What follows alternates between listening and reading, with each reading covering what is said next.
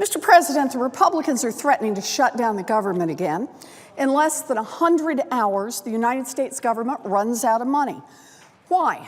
What is so important that Republicans are willing to destroy thousands of jobs and cost our economy billions of dollars the way they did back in 2013? Well, the answer is money. Not tax money, not government spending. Nope. This is all about secret money for political campaigns. Republicans who control Congress are refusing to fund the government unless everyone agrees to let giant publicly traded companies that spend millions of dollars trying to influence our elections keep all that money hidden. In just 6 years, the world has turned upside down.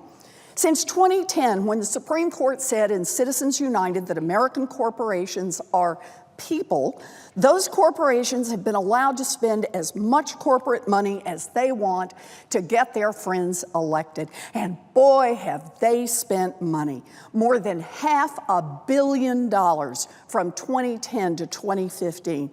Today, a powerful group of millionaires and billionaires runs around tossing out checks for millions of dollars to influence who wins and who loses elections.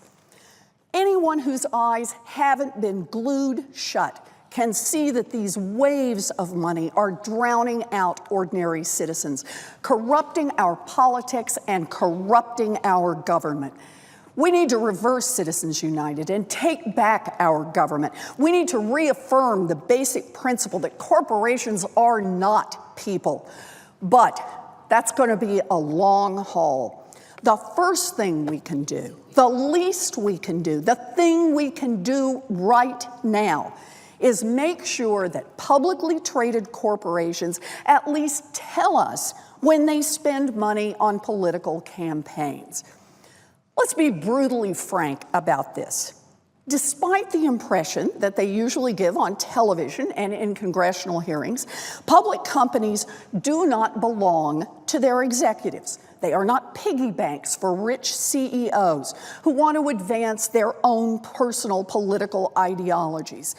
By law, these companies can spend money only in ways that will benefit their shareholders.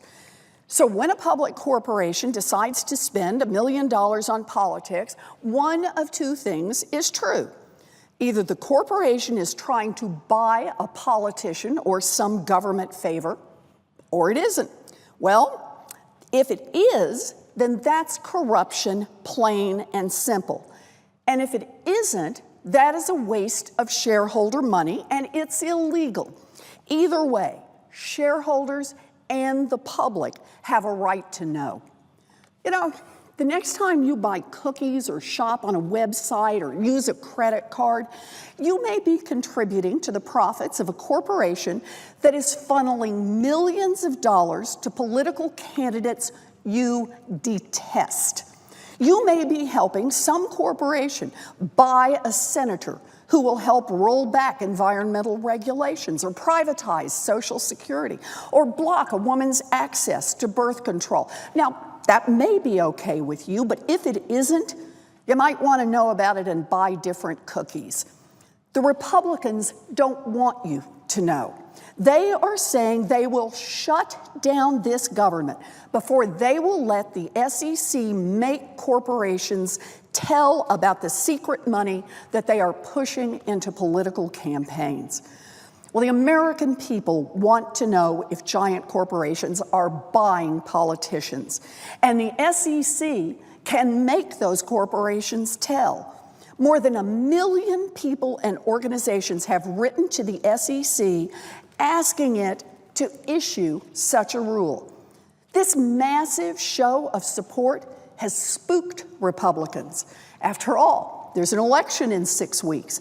At this very moment, billions of dollars in secret money is flowing into our political system, much of it to prop up Donald Trump and his Republican friends in Congress.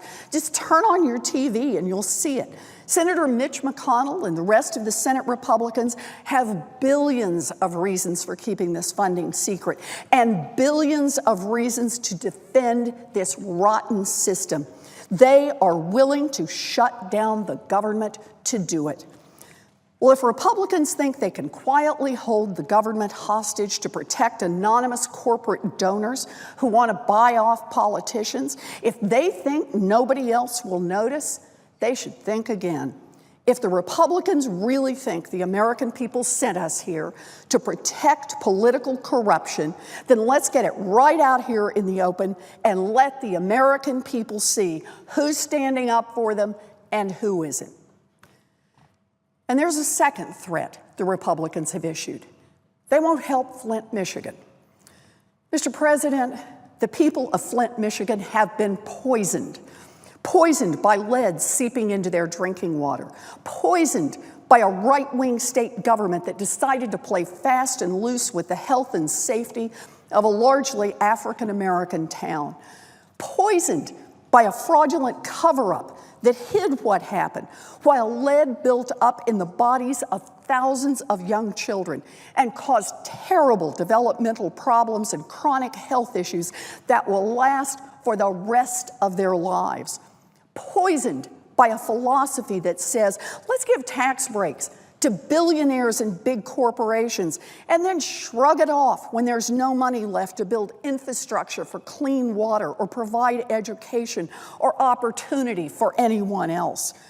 Poisoned by a Republican philosophy that says, no one matters but me and my children. Your children can drink lead. Poisoned by the callous indifference of the Republicans who control the United States Congress. It has been over a year since Flint's water was declared undrinkable, 9 months since it was designated a federal disaster eligible for our help.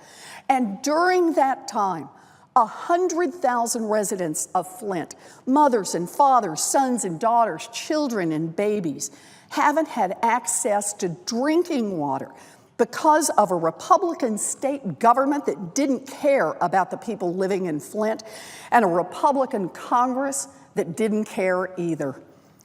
Michigan's 2 senators, Debbie Stabenow and Gary Peters, have spent nearly a year trying to work out some kind of solution, any kind of solution that the Republicans who control Congress would agree to.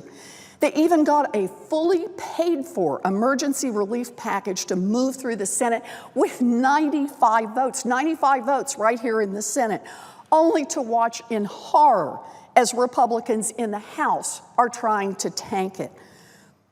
Now, recently, major floods hit Louisiana. Like Flint, Louisiana received federal disaster declaration to make the thousands of people who've lost their homes eligible for our help. Congressional Republicans, urged on by the 2 Republican senators from Louisiana, have decided to give Louisiana the support it needs to recover from this disaster as part of the government funding bill, and that's great. But the Republicans who control Congress say there will be nothing for Flint. This is raw politics. 2 Republicans represent Louisiana and 2 Democrats represent Michigan. Congress is controlled by Republicans, so Louisiana gets immediate help. But after a year of waiting, Michigan gets told to pound sand. Is this what we've come to? Is this what politics has become? 100,000 people in Flint, a town where more than half the residents are African American and nearly half live in poverty, gets nothing because voters sent 2 Democrats to the Senate? This is not a game. Flint is not a Democratic city or a Republican city. It is an American city.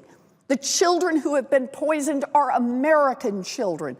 The principle of standing up for those in need is an American principle.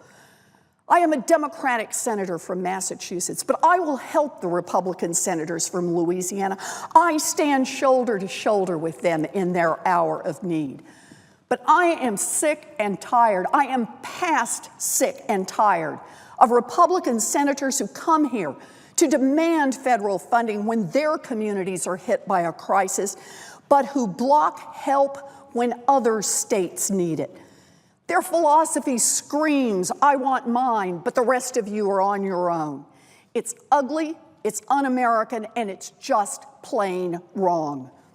We must stand with the senators from Michigan. We must stand with the children of Flint. And we must put aside ugly partisanship that is literally poisoning a town full of American families. Any member of the House or Senate who doesn't stand with them lacks the moral courage to serve in this Congress. Mr. President, I yield.